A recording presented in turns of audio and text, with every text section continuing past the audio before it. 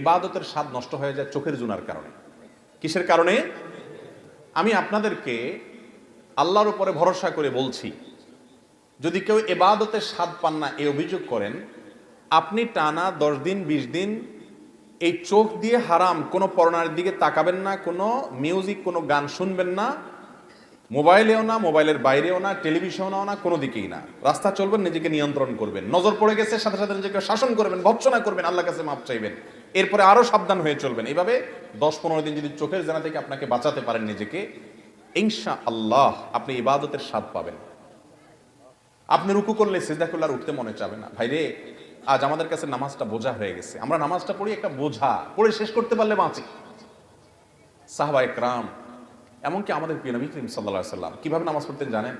আম্মা জান আয়েশা বলেন, তিনি যখন রাতের জন্য নামাজ পড়তেন, লা তাসআল আন হুসনিহিন্না ওয়া তুলিহিন্না, নবীজির রাতের নামাজের কি সৌন্দর্য ছিল, আর বলো না।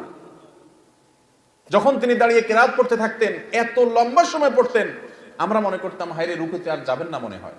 রুকুতে যাওয়ার পর সুবহান রাব্বিয়াল আযীম, আল্লাহর পবিত্রতা বর্ণনা করছেন, মালিকের সামনে নিবেদন করছেন তাসবিহ। এত বেশি ভালো লাগা কাজ করতো, নবীজি রুকু থেকে আর উঠতেন না। আমাদের আয়েশা বলেন, মনে হতো তিনি আর উঠবেন না, মাথা তুলবেন না। ভয় হতো যে হায়রে এত সময় ধরে তিনি রুকুতে আছেন, কষ্ট হয়ে যাচ্ছে, মাথাটা কেন তুলছেন না। এরপর যখন মাথা তুলতেন, এত সময় ধরে দাঁড়িয়ে আল্লাহর প্রশংসা করতেন, হামদান কাসীরান তাইয়িবান মুবারাকান ফি রব্বানা ওয়ালাকাল হামদ। এত সময় নিয়ে বলতেন, মনে হয় যে আর সিজদা যাবেন না। আবার সিজদা গেলে একই অবস্থা। সবচেয়ে মজার জায়গা সিজদা। আমার মালিককে আমি সিজদা করছি, এই সিজদার বিনিময়ে দুনিয়া এবং দুনিয়ার মধ্যে যা কিছু আছে সবকিছুর চাইতে উত্তম হবে, মালিকের সবচেয়ে নৈকট্য অর্জন হবে। আকরাবু মা ইয়াকুনুল আবদু মির রাব্বিহি ওয়া হুয়া সাজিদ, বান্দা আল্লাহর সবচেয়ে কাছে যেতে পারে যখন সে সিজদায় চলে যায়। প্রধানমন্ত্রীর খুব কাছে যেতে পারলে, প্রেসিডেন্টের খুব কাছে যেতে পারলে আমাদের গর্ব হয়। দুনিয়ার প্রধানমন্ত্রী, দুনিয়ার প্রেসিডেন্ট, দুনিয়ার রাজা, দুনিয়ার সমস্ত মানুষের মালিক যিনি, বাদশাহ যিনি, রব যিনি, সবাই যার গোলাম সৃষ্টি, সেই মালিকের সবচেয়ে কাছে যেতে পারে মানুষ যখন সিজদায় চলে যায়। আপনি যদি মনে করেন আমি সিজদায় আছি, আমার রবের সবচেয়ে কাছে আছি, একবারে সামনাসামনি রবকে পেয়ে আমি নিবেদন করছি সুবহান রাব্বিয়াল আলা, ও আমার মহান প্রভু মালিক, আপনি পবিত্র, আপনার পবিত্রতা আমি বর্ণনা করছি, ভালো লাগা কাজ করবে।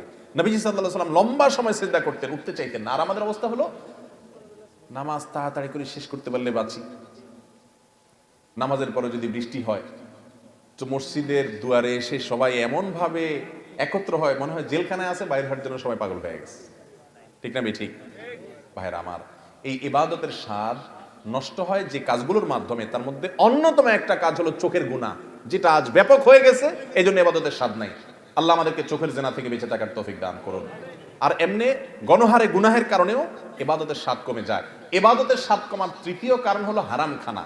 আজকাল খাবারের মধ্যে এত ভেজাল, আল্লাহ মাফ করুক, ইমাম সাহেব বেচারা যে বেতনটা পায়, ওয়াজ করে হুজুর যে হাদিয়া পায়, ওই হাদিয়াও দেখা গেল যে যেসব মানুষ দিছে টিছে, সুদখোর, ঘুষখোর, টিনচোর, গমচোর, ডাকাত, রাহাজানি করেন না, আইল ঠেলা মানুষ, 2 নম্বরে ইনকাম করা মানুষ, চাঁদাবাজ, মাস্তান, এক একজনের ইনকামে এক এক ভেজাল। আবার কেউ আছে এগুলো কিছু করেন, আপনারা খুব হাসতেছেন মনে মনে, হুজুর সব বাঁশ দিয়ে ফেলতেছে। আপনি নিজেও যে বাঁশ খাওয়ার লোক, আপনি বোনের হক দেন নাই, ফুফুর হক দেন নাই বাপের সম্পত্তিতে, তাহলে আপনিও হারামখোর, আমিও হারামখোর হয়ে যাব যদি এই কাজ করি। ঠিক আমি ঠিক? এই হারাম খাওয়ার কারণে ইবাদতের স্বাদ পাওয়া যায় না। 3টা জিনিস বললাম, চোখের জেনা থেকে বাঁচা, সকল গুনাহ থেকে বাঁচার চেষ্টাটা করতে থাকা, আর বিশেষভাবে আমি যা খাবো উপার্জন করব এটা যেন হারাম না হয়, এই দিকটা চেষ্টা করা। এই 3টা কাজ করেন, আল্লাহর কসম ইবাদতের স্বাদ এমন পাবেন, আপনাকে ইবাদত থেকে গুলি করে কেউ সরাতে পারবে না। ভাইরে, সালাহাতু সঙ্গে বুদি দিল খারাস, আজমুদে এক জামানা খাকে বাস। অনেক কিছু স্বাদ পেয়েছেন জীবনে, অনেক কিছুর স্বাদ। ভাই, ভালো খাবারের স্বাদ পেয়েছেন, জেনা হারাম রিলেশন সম্পর্কের মধ্যে স্বাদ পেয়েছেন, ফেসবুকে ইউটিউবে আজেবাজে জিনিস দেখে স্বাদ পেয়েছেন, হালাল হারাম বিভিন্নভাবে বিভিন্ন স্বাদ পেয়েছেন। আজমুদে এক জামানা খাকে বাস, একটু পরীক্ষা করে কিছুকালের জন্য মাটি হয়ে দেখেন, একটু কিছুকালের জন্য হারাম ত্যাগ করে দেখেন, ইবাদতের স্বাদ যদি একবার পান, দেখবেন যে এর চাইতে স্বাদের আর কিছু নেই।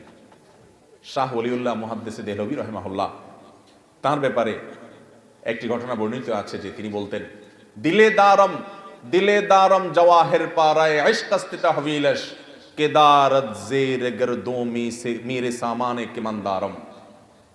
তিনি দিল্লির শাহী মসজিদের ওখানে দাঁড়িয়ে বলতেন, আল্লাহ এমন এক দিল দিয়েছেন আমাকে, এই অন্তরের চতুর্পাশ দিয়ে বড় বড় রাজা বাদশাদের রাজত্ব, এগুলো ঘুরঘুর করে ঘুরতে থাকে কিন্তু ভেতরে ঢোকার চান্স পায় না। এর মানে বুঝছেন? মনে করেন একজন আপনার বাড়ির পাশে 2 নম্বর টাকা দিয়ে আঙ্গুল ফুলে কলা গাছ হয়ে গেছে, আছে না? না এরকম আপনার বাপেও খোঁচায়, মায়েও খোঁচায়, আপনার নিজের কাছেও খারাপ লাগে যে আমি কি করলাম। হ্যাঁ, আরেকজন হারাম রিলেশন করে 2-4টা সম্পর্ক করে ফেলছে, আপনার কোনো হারাম রিলেশন না, আপনি মনে করতেছেন হারে আমি দুনিয়ার এই ভোগ উপভোগ থেকে নিজেকে দূরে সরিয়ে রাখলাম। তো তিনি বলেছেন আমার অন্তরে এগুলার লোভ, মোহ, পদ, টাকা পয়সা, অমুকে রাজনীতি করতে করতে বিশাল নেতা হয়ে গেছে, এখন তার দেখে কে আর পয়সা ক্ষমতা, কিন্তু আমি তো সেই জায়গায় পড়ে থাকলাম। মনের মধ্যে এগুলো ঢুকতে চেষ্টা করে, এগুলার বড়ত্ব মনের ভিতরে ঢুকলে তখন আস্তে আস্তে সেগুলো করতে মনে চায়। তো তিনি বলেছেন এগুলো সব আমার মনের চতুর্পাশ দিয়ে ঢুকে কিন্তু ঢুকতে পারে না, কারণ কেদারত জেরে গরদোমি রেসামানে কামান ধারম।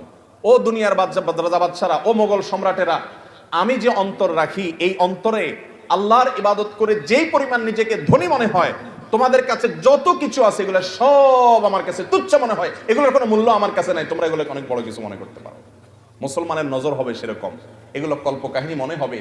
এক সময় আল্লাহর নেককার বান্দারা পৃথিবীতে যারা ছিলেন তাদের কাছে এগুলোই মনে হতো। সাহাবা একরাম, বড় বড় সম্রাটদের মাথার উপরের মুকুট স্বর্ণ দিয়ে তৈরি, মসজিদে নববীর সামনে এনে রাখা হয়েছে।